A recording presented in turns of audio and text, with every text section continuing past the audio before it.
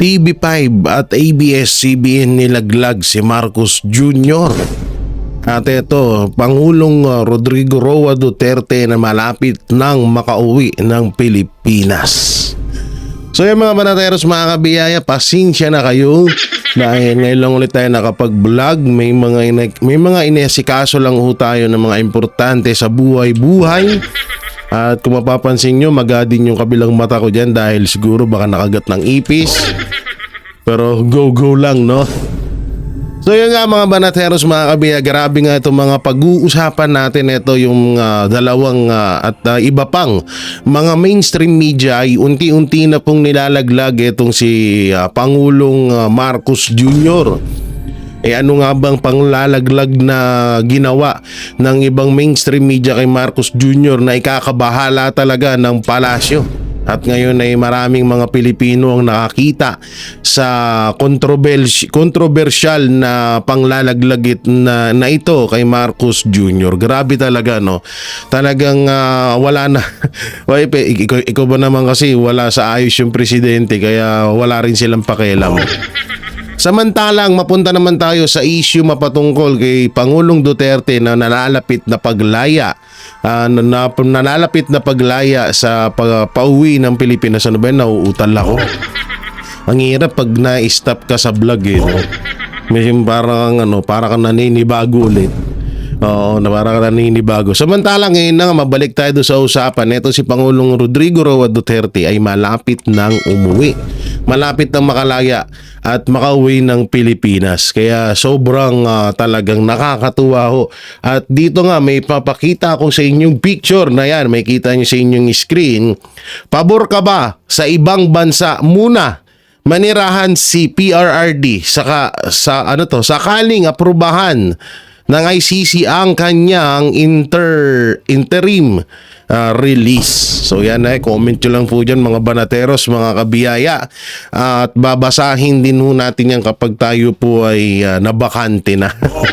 Busy ka dong. Oo, marami kang appointment. Sana all busy. Marami lang ho tayong mga pinagdadaanan at syempre normal na yan sa buhay ng isang tao.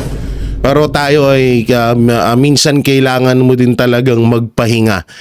Magpahinga ng konti para makapag-isip ka kung ano yung mga dapat mong gawin at ano ang dapat mong isolusyon sa inyong problema.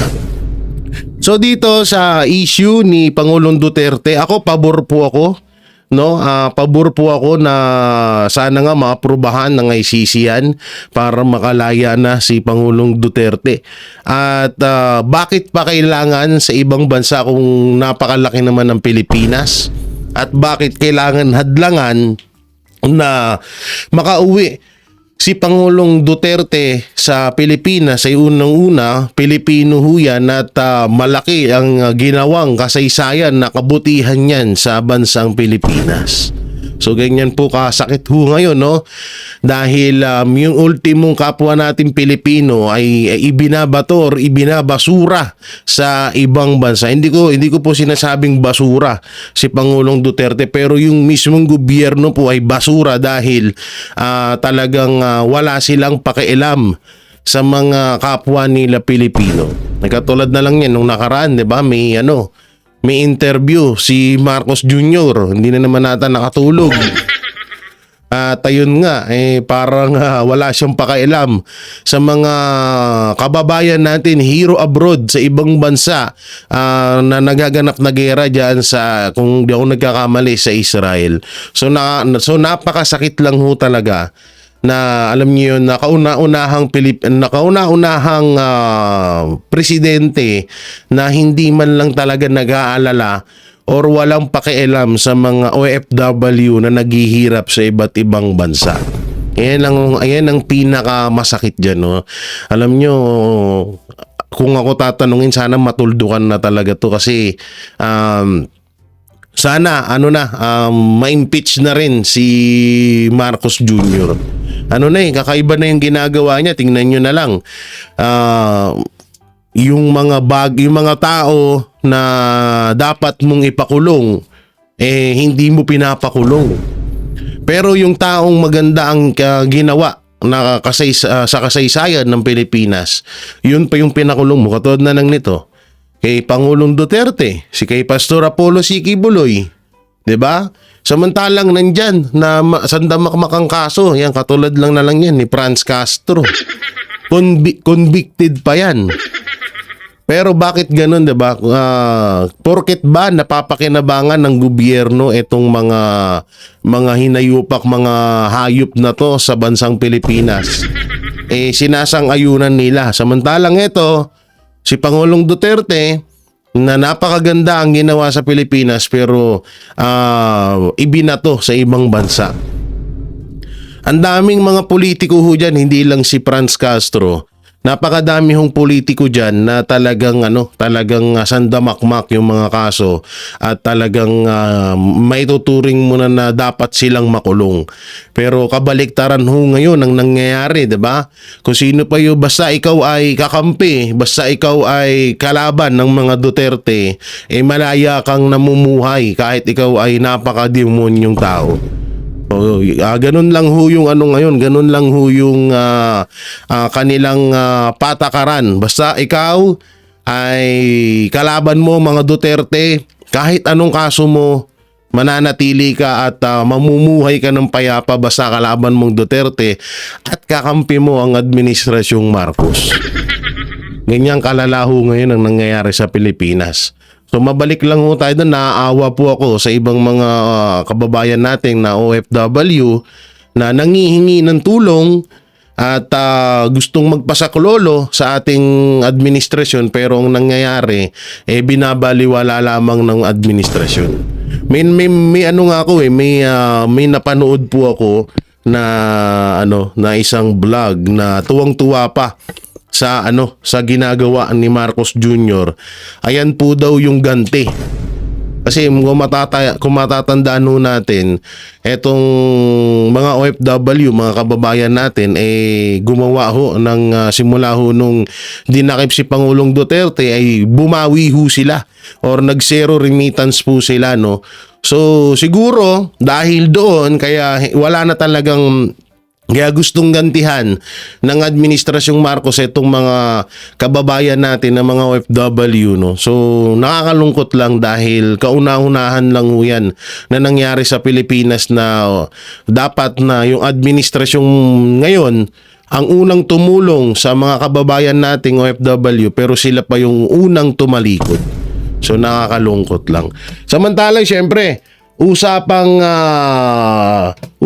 Pangulong Duterte, so eto nga panoorin ho natin itong mali pala ito yung binitawan ng mga salita ni Mayor or Vice Mayor Basti Duterte. Ito yung ICC, ICC ginagamit lang bilang political tool, sabi ni Mayor Basti Duterte. So, pasok. Naglabas ng saloobin ng isa sa mga anak ni dating Pangulong Rodrigo Duterte sa lagay ng kanyang ama na kasalukuyang nakakulong sa ICC. Kasabay nito, kinwestiyon ng nakababatang Duterte ang integridad ng ICC at tinawag itong isang political tool. Ang buong detalye ng balita mula kay Jean Domingo. Kinumpirma ni Davao City Vice Mayor-elect Sebastian Basti Duterte ang kanyang kahandaang gampanan ng posisyon bilang acting president ng Partido Demokratiko Pilipino Lakas ng Bayan o PDP Laban. Bukod dito, hinikayat din niya ang publiko na sumali sa partido, lalo na ang mga naniniwala sa advokasya ng federalismo. So, I will take this opportunity. PDP Laban is open to all, not exclusively to politicians or people in high places. So, kung ordinaryo kang tao and you believe in making a greater country and you have aspirations to, join us in building a country, if you are for federalism, you are welcome to join. So, managanta dire, kung mas marami tayo, mas okay to. Ayon sa nakababatang Duterte, nakamakailan lang ay nahalal bilang vice-alkalde ng Davao City nitong Mayo 2025. Wala umanong problema para sa kanya ang pamumuno sa partido bilang pansamantalang pangulo. Dili na problema. I respect Robin Padilla's decision. I fully support him.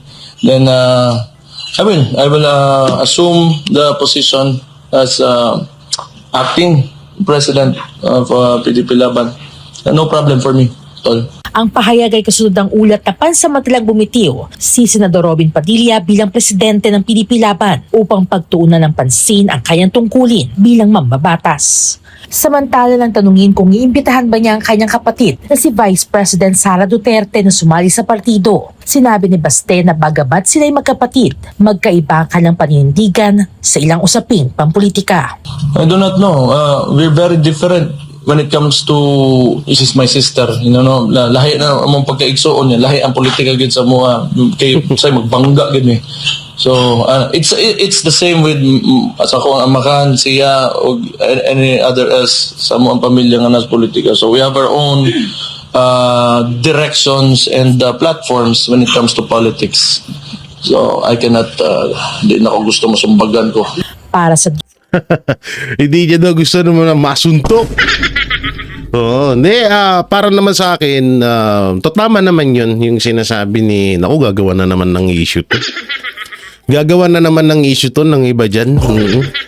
Malamang sa malamang, may issue na naman sila dito, sasabihin, ay magkaaway magkapatid. Kasi ganyan, ganito kasi yun, mga punyeta kayo. Yung sinabi ni Mayor Baste, oo nga naman, magkaiba sila ng political strategy ni or political mindset, ganun na lang, no? Ni Vice President Sara Duterte. Tsaka ako, pabor na rin ako siguro doon na si Basti ang nandyan sa PDP Laban bilang acting president. Nagulat lang ako na ngayon ko lang nalaman na nagbitiw muna pansamantala etong si Senator Robin Padilla dyan sa PDP Laban. Pero hindi ho ibig sabihin nun ay watak-watak na or nagkakaroon ng lamat ang samahan po ng samahan ng mga Duterte at ibang nandyan sa PDP Laban. Wala akong ganun. Kasi baka may lumabas na naman na issue na ganyan nga ho, na yan ang ipalabasin na kaya bumitiw kasi nagkakalabo-labo na siguro malabo yan. At nakikita ko naman kay Senator Robin Padilla at sa mga Duterte na wala namang mangyayaring ganun. So para sa akin din, okay na rin siguro na si Mayor Basti Duterte na lang ang nandyan sa PDP Laban. At least si Vice President Sara Duterte nakapokus din. Alam naman din natin na ang Office of the Vice President ay sobrang busy sa pagtulong sa kanilang trabaho din, no? So mas okay na kasi ganun din naman, nandiyan na rin naman si Basti. Wala na tayong problema doon. So yun. Mas sana mas suportahan pa natin etong si Mayor Basti Sebastian Duterte. Alam niyo rin 'to napakalaki ng pangarap ko. Hindi naman sa paano ko ba may explain?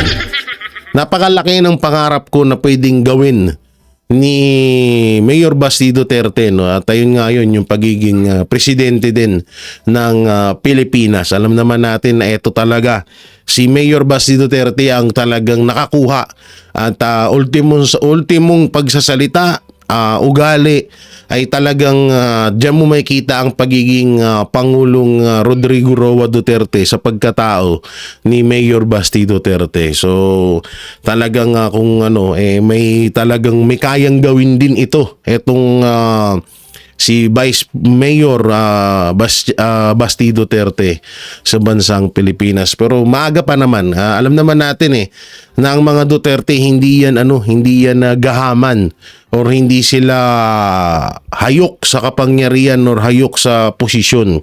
No, marunong silang makontento kung anong meron sila ngayon. Tsaka yun, subok na natin ang mga Duterte. Kaya ako, naniniwala ako soon magiging presidente itong taong to.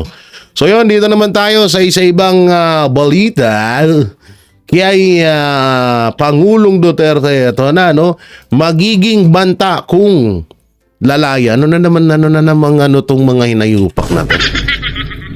Paano magiging banta si Pangulong Duterte? Yan nga yung tao na yan ang umayo sa Pilipinas. Ano naman pinagsasabi nitong mga hinayupak na to? Si Raul din talaga yung ibang mga kritiko. Ayan ITT Panelo, pinabulaanan ng akusasyong magiging banta ang pansamantalang paglaya ni Pangulong Duterte. Alam naman natin kung saan nanggagaling yung mga ganyan eh. Alam naman natin yan na pakulo na naman yan ng Administrasyong Marcos. Para bulagin, no? Para bulagin na naman etong tawag dito, etong mga kababayan natin para magalit na naman or parang magalit sa mga Duterte, pero hindi nyo na kayang bulagin or bilugin ng ulo ng mga Pilipino kasi kabisado nyo na at kilala na nila ang Administrasyong Marcos. So ito, panoorin natin. May banat si Attorney Salvador Panelo laban sa ilang grupong nagsasabing isa umunong banta si dating Pangulong Rodrigo Duterte kung sakaling mabigyan ito ng interim release ng ICC. Alamin ang iba pang detalye sa report ni Carlo de la Peña. Kalokohan yung sinasabi na pag binigyan mo ng release temporarily ang Pangulong Duterte ay manganganib ang buhay ng mga testigo. Ayon kay dating Chief Presidential Kalokohan yun, oo. Mga nganib ang buhay ng mga testigo. Dahil daw wait lang, ulitin natin baka Ay nanganganib baka nagkakamali ho tayo ng pandinig. Ulitin natin. temporarily ang Pangulong Duterte ay manganganib ang buhay ng mga testigo. O, yun nga, mga testigo nga daw, no? So, eto yan. Sino ba namang tanga ka? Hindi ko inano si Atty. Sal Panelo, ah. Yung mga nagsasabing ganyan, yung banta, si Pangulong Duterte sa mga testigo laban diyan sa mga AJK na yan, yung sa ICC. Sino ba namang tanga na alam naman ng taong yon kapag may nangyari doon sa mga testigo na yon, siya ang mapagbibintangan. 'Di ba? So hindi ganoon katanga ang mga Duterte, no? Nag-iisip ng maayos, hindi ang kasing tanga ni Marcos. No, hindi kasing tanga ni Marcos Jr. yung mga pamilya ng mga Duterte. Pangalawa, paanong magiging banta? Hawak sila ng administrasyon. Protektado sila ng administrasyon. So ibig sabihin, mas malakas pa rin ang mga Duterte dahil mas matindi pa rin ang kapangyarihan ng mga Duterte. Kung yung pagdala nga sa ICC pagdala nga or pagkidnap kay Pangulong Duterte, hindi nga halos nagawan ng paraan ng mga Duterte kasi nga wala silang hindi sila sa kapangyarihan ngayon. Hindi ko naman sinasabi na mapang-abuso sa kapangyarihan ng mga Duterte. Ang ibig ko dito sabihin kung sino ba talaga ang may sapat na kapangyarihan para gawin yung mga sinasabi nilang mga pagbabanta-banta na yan. 'Di ba? So hawak yung mga testigo, hawak ng administrasyon. So bakit mangyayari 'yun? Depende na lang, ha? Depende na lang. Gawing propaganda na naman 'yan. Pwedeng mangyari, pwedeng kung sino man yung naghahawak sa mga testigo na yan, siya mismo ang papatay diyan para ibintang sa mga Duterte. Yan ang mahirap diyan. Yan ang mahirap na mangyari. No, na para lang masabi na ayan na, simula nung nakalaya ang mga Duterte, ayan na, inano na yung mga testigo. Yan ang mahirap diyan. Alam naman na natin kung ano yung utak ng mga anti-Duterte na kayang-kaya nilang gawin yan. Halang ang mga bitukan ng mga yan. Yan ang tatandaan nyo, ha. Sa oras na nakalaya si Pangulong Duterte at may nangyari sa mga testigo, alam nyo na kung sino ang may gawa niyan. Hindi ang mga Duterte, kundi kung sino yung mga naghahawak sa mga yan.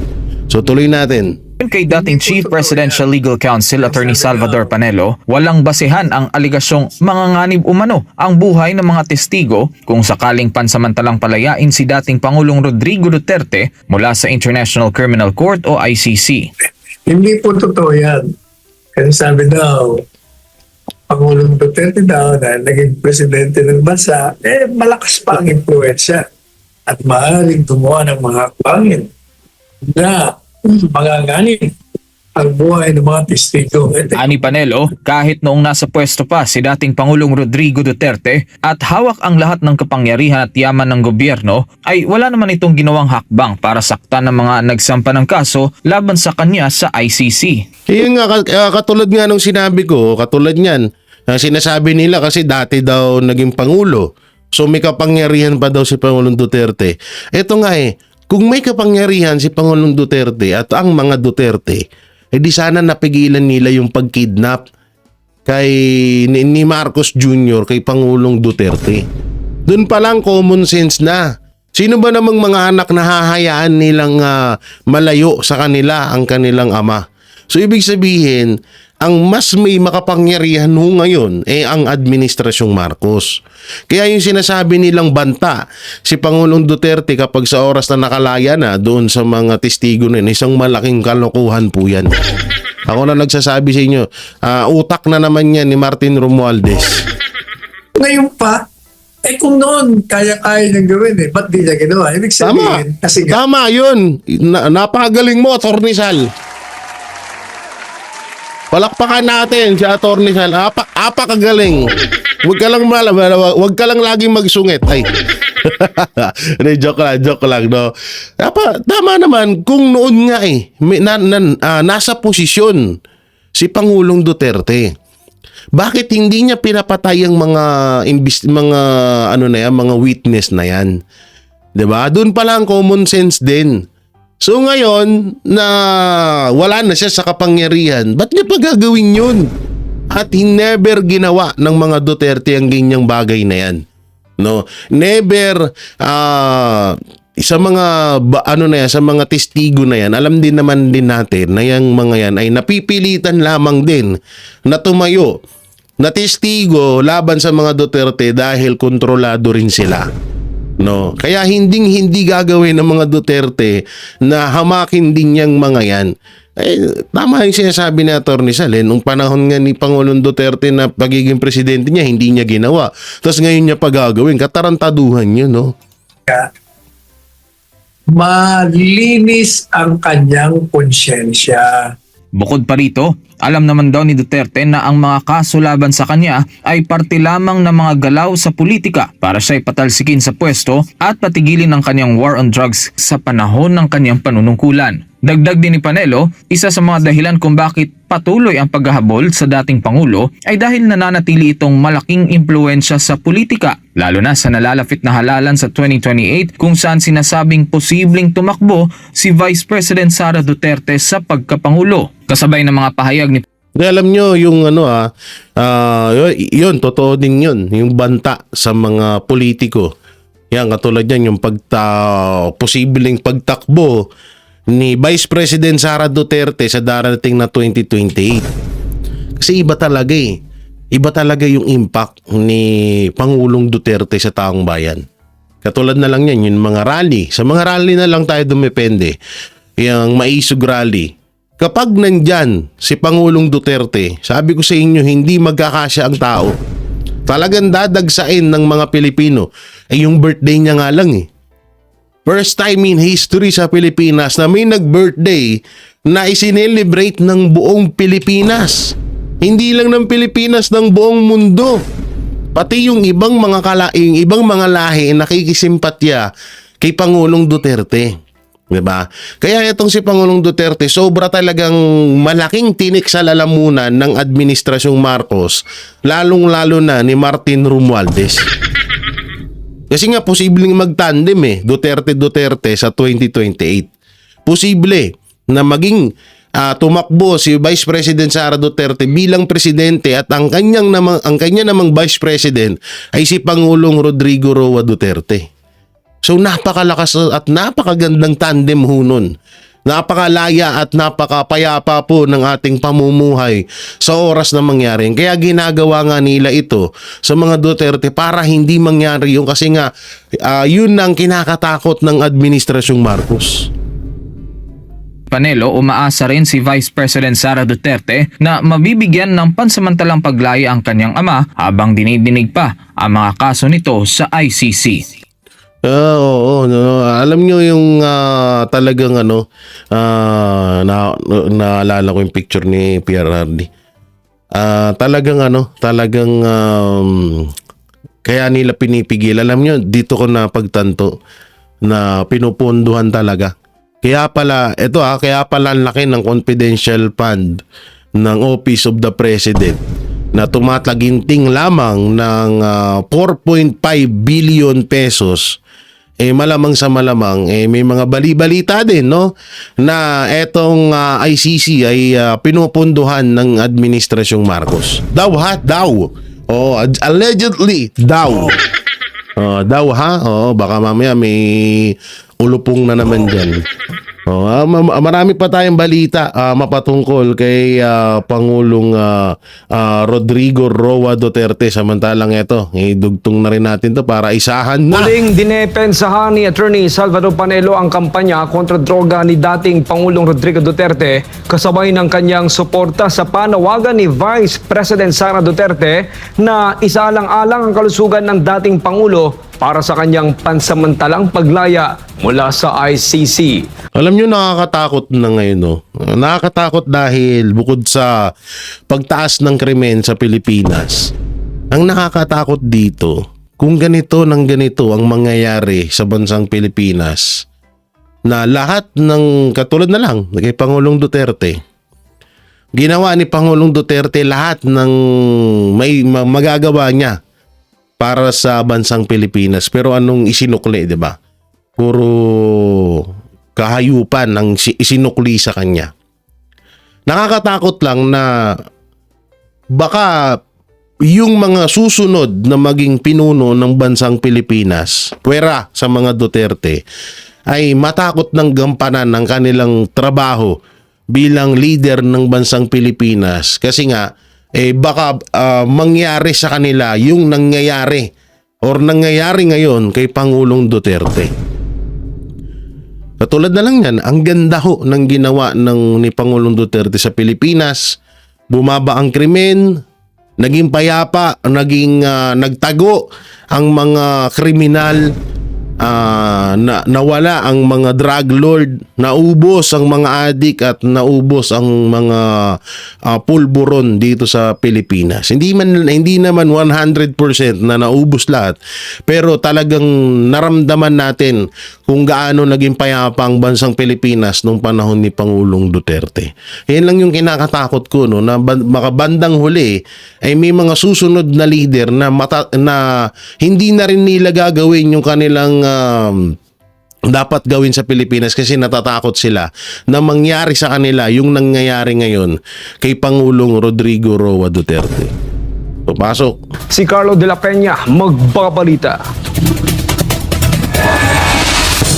Sa gitna ng patuloy na investigasyon ng International Criminal Court o ICC sa umano'y crimes against humanity kaugnay ng war on drugs ni dating Pangulong Rodrigo Duterte, iginiit ni dating Chief Presidential Legal Counsel Attorney Salvador Panelo na hindi ito dapat ituring na krimen. Alam mo, ever since sinasabi natin na yung war on drugs can never be a crime against humanity because it is a government program that it was intended to dismantle, destroy an illegal drug traffic that not only destroys a society but the young generation na dumarating. Kaya talagang kailangan mong silayin illegal na droga sa Pilipinas. Kaya hindi papasok yun na war against humanity. Kasunod nito ay pinahayag din ni Panelo ang kanyang suporta sa hiling ni Vice President Sara Duterte na mabigyan ng interim release. Saka talaga, hindi naman anak ng teteng eh. Ang masakit nga ngayon, ito yung nangyaring realidad sa Pilipinas. Na kung sino yung mga namatay na mga involved sa droga, sila pa yung pinagmamalasakitan ng Administrasyong Marcos. Tapos, yung mga taong biktima or biniktima ng mga taong gumagamit ng ipinagbabawal na gamot or droga, sila yung nababaliwala ngayon. Sila yung hindi binibigyan ng hustisya. Kasi ito na lang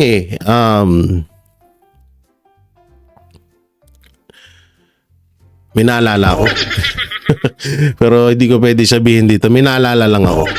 Yung droga na yan, halimbawa, yung isang tao, sabihin na natin na pinatay niya yung kanyang kapatid, o sabihin na natin pamilya, pinatay niya, katulad na lang nun, yung lalaking na sabog sa droga na pinatay niya yung mga anak niya, pati yung asawa niya. O yun na lang sample yun. Bakit hindi natin tuunan ng pansin yung na mabigyan ng hustisya, yung na yun, yung mga nabiktima ng mga taong gumagamit ng droga. Yung mga taong nakagawa ng krimen na brutal, nakagawa ng krimen na panghahalay, no? Dahil sa paggamit nila ng droga. Ang masakit ngayon sa Pilipinas, kung sino yung mga namatay na adik, yun yung gusto nilang bigyan ng hustisya ngayon. Unang-una, hindi mamamatay ang isang tao na involved sa droga kung tinigilan niya yung pagdodroga niya. Kaya siya namatay dahil gumagamit siya. Dahil nagbibenta siya, marami siyang sinisira din na pamilya or tao. Katulad na lang yan, halimbawa may isang tao na nagbibenta ng, sabihin na natin na isang tao na isang drug lord. Yung isang tao na yun, sumisira ng milyon, ng libo, ng daan na mga tao dahil sa kanya, dahil sa isang tao na yun, dahil doon sa kanyang binibenta. Dahil doon sa kanyang pagiging drug lord. Diba? So bakit ngayon nga puro na lang may nakulambat, may nakuha, may natagpuan na mga shabu pero walang drug lord. Ayun yung pinagkaiba ngayon. Wala kang makikita na nahuhuli na tao na involved sa droga, bibihira lang. Kaya nga totoo yung sinasabi ni Marcos Jr. tsaka ni Marbil na iba daw ang strategy nila sa war on drugs. Wala daw mamamatay. Wala ang mamamatay, wala ring mahuhuli, hayop. Ang lupit nga talaga ng strategy. Ang lupit, kakaiba. Ang dating Pangulo mula sa ICC detention. Aniya, hindi raw ito akma sa kalusugan ng kanyang ama. Higit pa sa usaping legal, dapat ding isaalang-alang ang edad at kondisyon ng dating Pangulo sa pagdidesisyon kung mananatili ito sa ICC detention facility sa The Hague, Netherlands. Kaya alam nyo, itong usapang kalusugan ni Pangulong Duterte, ito mahirap din ito.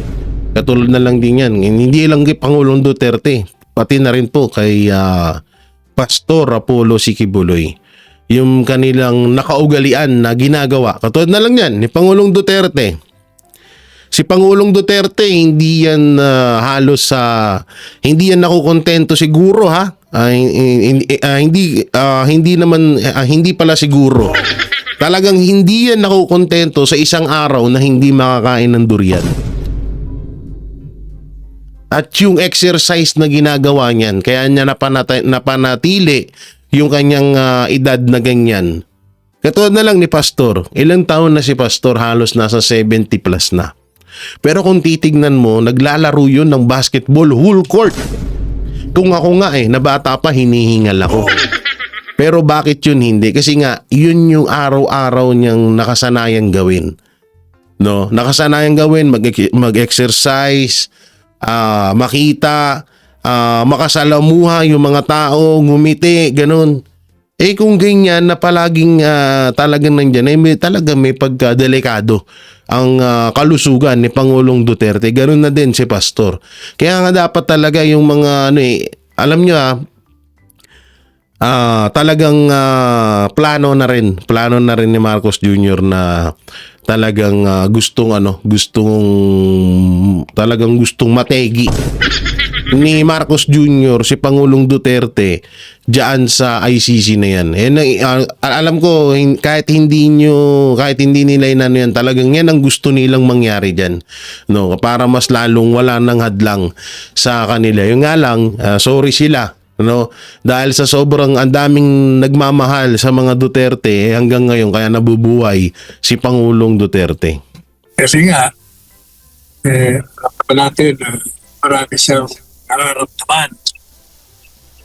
Bilang isa nararamdaman niya. Marami na siyang sakit. Sakit ng ordinaryong 80-year-old plus yung mga dati niya pang kapansanan. Nakuha niya sa torsiklo, kanyang Burger's disease. Marami siya. I don't think na yung facility ng detention can provide him with the medical needs na kailangan niya. Matatandaang ipinanawagan ni Vice President Sara Duterte ang hirit ng defense team ni dating Pangulong Duterte para sa interim release nito. Ayon sa pangalawang Pangulo, hindi na umano sapat ang mga pasilidad ng ICC para tugunan ang mga medikal na pangangailangan ng isang 80 taong gulang na bilanggo. Samantala, wala pang pinal na desisyon mula sa ICC kaugnay sa hinihiling na interim release para sa dating Pangulo. Patuloy pa rin pinananawagan ng mga kaalyado ni Duterte ang pagrespeto sa kanyang karapatang pantao. Para sa Talaga naman kasi dapat talaga ano na yan, ewan ko ba, buwisit kasi abnormal yung presidente ng Pilipinas. So, hindi natin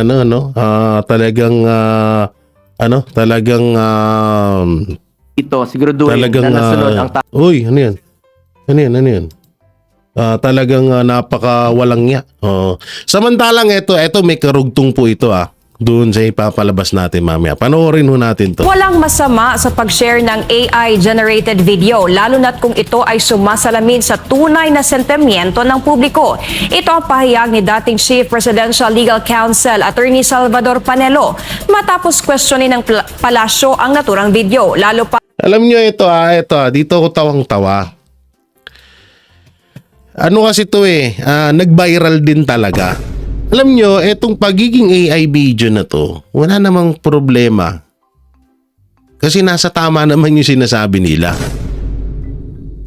'Di ba? Tingnan nyo lang kung gaano ka-affected ang gobyerno. Kapag against sa kanila, eto, pustahan tayo. Kung etong video na to nag-viral, 'di ba? Nag-viral na. At yung nilalaman ng video to o ng AI video na to ay pabor sa gobyerno, hindi nila sisitahin yan malamang. Hindi nila papakialaman yan. Proud pa sila dyan. Alam nyo ba kung paano ko nasabing proud pa sila? Mamaya may papakita ako sa inyo. No, etong AI na to, wala namang Wala namang walang dapat ipag-alala. Wala dapat i-question dito ang administrasyon. Ngayon, yun nga lang, talagang sapul sila. Talagang nasaktan na hurt sila dito. Kasi nga totoo ang sinasabi doon kahit AI lang yun. No, nung hirap Ang daming AI na laban sa mga Duterte pero hindi sinisita ng administrasyon. Ngayon na may naglabas na AI video at again sa administrasyon yung mga nilalaman ng mga video na yun, todo react sila ngayon. Kesyo panira daw sa kanila. Akala ko ba AI lang to? Bakit nasasaktan kayo? Bakit nasasaktan kayo? AI video lang naman yan. Yung masama pa dito, inaano nga to ng mga anti-Duterte kasi shinare daw ni Senator Bato de la Rosa. Ano naman? Bakit? Nasa konstitusyon ba yan? Nasa batas ba na bawal kang mag-share ng isang video na para sa'yo, tama naman yung sinasabi doon sa video na yun. Ang hirap nyo kabanding. Ang hirap nyo naman kabanding, grabe naman kayo. Katulad nilang nito, itong papakita ko sa inyo ito, mahirap din kabanding. Eto na, papakita ko na sa inyo yung sinasabi ko kanina na panglalaglag ng ibang mainstream media kay Marcos Jr. Eto na. Eto na. Ayan oh. Nakikita nyo ba yan mga dudong? O ha? Sabi ng News 5, PBBM sa nasunog na paaralan sa QC. Ininspeksyon ni President Bongbong Marcos ang school sa Quezon City. Inutos ni Pangulo na agad simulan ang pagpapatayo ng ng bagong gusali ng paaralan. Pinapa-upgrade niya ang electricity system ng mga lumang paaralan para maiwasan ang ganitong ansidinti. So dito, unang-una kayo mga kupal ko na basher. Uunahan ko na kayo, walang masama sa pag-upgrade ng mga lumang paaralan para maiwasan ng aksidente. Palakpakan ho natin yun.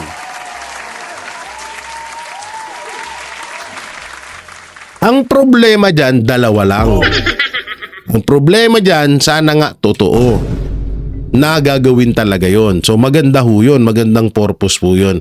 Pangalawang pagkakamali dito ay yung gawing mong tanga yung mga Pilipino. Kasi paano mo masasabing pumunta si Pangulong Marcos, ayan no, kitang-kita si Pangulong Marcos, kung yung bumbero tumatago sa dingding. Wait lang para makita nyo yung i-edit nga natin.